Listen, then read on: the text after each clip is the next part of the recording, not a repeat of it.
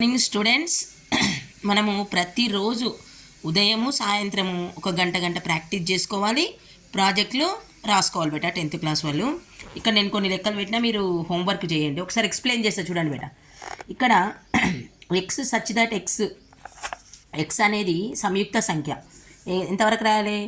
X less than or equal to 10 అంటే X కన్నా తక్కువ మరియు ఎక్స్ 10 కన్నా ఇక్కడ 10 కంటే తక్కువ మరియు 10 కూడా వస్తుంది లెక్కలో. కాబట్టి సంయుక్త సంఖ్యలు 1 నుంచి ఎంతవరకు రాయాలి?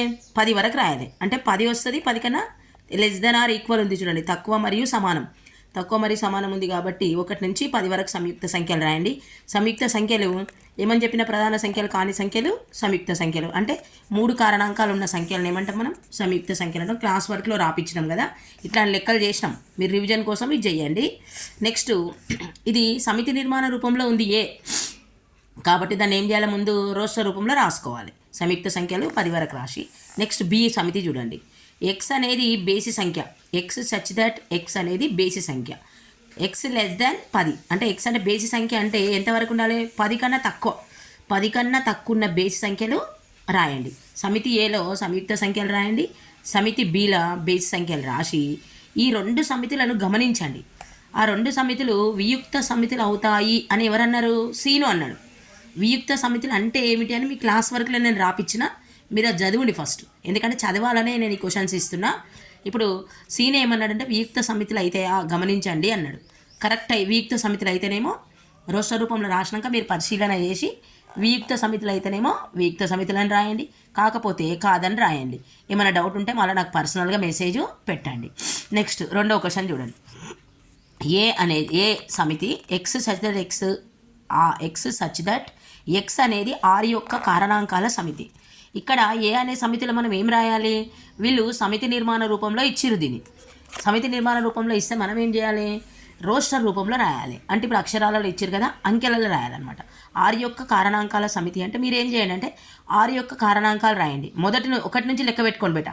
1 నుంచి ఒక ఎక్కంలో 1తో 6 భాగించబడుతుందా, 2తో 6 భాగించబడుతుందా, 3తో 6 భాగించబడుతుందా, అట్లా 6ను భాగించే సంఖ్యలన్నీ 6 యొక్క కారణాంకాలు. అట్లా జాగ్రత్తగా పరిశీలించి 6 యొక్క కారణాంకాలు 1 నుంచి వరుసగా లెక్కించి రాసి ఒక సమితి వస్తుంది కదా మీకు, ఆ వచ్చిన సమితికి మళ్ళీ ఆ వచ్చిన సమితిని చూసుకొని దానికి ఏం చేయాలి? ఉపసమితులు రాయాలి. అప్పుడు ఈ సమస్య కంప్లీట్ అవుతుంది. నెక్స్ట్ మూడో క్వశ్చన్ చూడండి. ఇక్కడ ఒక వెంచిత్రం ఇచ్చిండు. ఈ వెంచిత్రంలో మీరు ఈ వెంచిత్రాన్ని గమనించి సమితి ఏ ఏది, సమితి బి ఏది ముందు రాసుకోండి. రాసుకున్న తర్వాత ఎన్ ఆఫ్ ఏ అంటే ఆ ఏ సమితిలో ఎన్ని మూలకాలు ఉన్నాయో అక్కడ రాయాలి. తర్వాత ఎన్ ఆఫ్ బి మైనస్ ఏ అంటే మీరు ఏం చేయండి అంటే ఏ సమితి బి సమితి రాసుకొని బి మైనస్ ఏ చేసిన తర్వాత ఒక జవాబు వస్తుంది కదా, ఆ జవాబులో ఎన్ని మూలకాలు ఉన్నాయో ఇక్కడ రాయాలి. నెక్స్ట్ ఎన్ ఆఫ్ బి కనుక్కోండి. సమితి బి కనుక్కుంటారు కదా, ఎన్ ఆఫ్ బి అంటే ఆ బి సమితిలో ఎన్ని మూలకాలు ఉన్నాయో చూడాలి. Next N of A minus B అంటే మీరు ముందు ఏ మైనస్ బి కనుక్కోండి. కనుక్కున్న తర్వాత అంటే ఏ భేదము బి కనుక్కున్న తర్వాత ఆ ఆన్సర్లో ఎన్నునే లెక్క పెట్టి ఇక్కడ రాయండి. ఇది సరి చూడండి, వచ్చిన కాడికి చేయండి. నెక్స్ట్ 4వ లెక్క. సమితి ఏ 4, 5, 6, సమితి బి 7, 8. ఏ సమితిలో మూలకాలు బి సమితిలో మూలకాలు ఇక్కడ వేరువేరుగా ఉన్నాయి. ఏ సమితిలో మూలకాలు బి సమితిలో మూలకాలు వేరువేరుగా ఉంటే ఇలాంటి సమితిని మనం ఏమంటామంటే వియుక్త సమితిలో అని అంటాం. ఈ 2 సమితులు రాసుకొని డైరెక్ట్ క్వశ్చన్ ఇది. ఇక్కడ ఏ యూనియన్ బి అంటే ఏ సమ్మేళనము బి చేయండి అంటే ఏలోని మూలకాలు బిలోని మూలకాలు అన్నీ ఒక దగ్గర కలిపి రాయాలి. ఇక ఏ ఛేదనం బి 2 లెక్క. దాన్ని ఇంగ్లీష్లో ఇంటర్సెక్షన్ అంటాం, ఇక్కడ తెలుగులో ఛేదనము అంటాం. ఏలో ఉన్న మూలకాలు బిలో ఉన్న మూలకాలు అంటే ఉమ్మడి మూలకాలు రాయాలి. ఇక్కడ ఉమ్మడి మూలకాలు లేకపోతే ఏం చేయాలి? ఏమీ లేకపోతే శూన్య సమితిని గుర్తించండి. అట్లాగే ఏ మైనస్ బి చేయండి అంటే ఏ భేదము బి భేదము ఏ. ఇట్లా ఈ లెక్కలను కనుక్కోండి. నెక్స్ట్ 5వ లెక్క. ఏ అనే సమితి ఇక్కడ సమితి నిర్మాణ రూపంలో ఇచ్చింది. ఎక్స్ బిలాంగ్స్ టు జెడ్ అంటే ఎక్స్ అనేది పూర్ణ సంఖ్యల సమితికి చెందుతుంది. బిలాంగ్స్ అంటే చెందును, జెడ్ అంటే పూర్ణ సంఖ్యల సమితిని సూచిస్తుంది.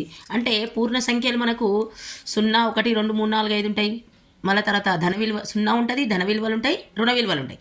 కాబట్టి ఇక్కడ -2 నుంచి మొదలుపెట్టి -2 కన్నా తక్కువ ఉండాలి.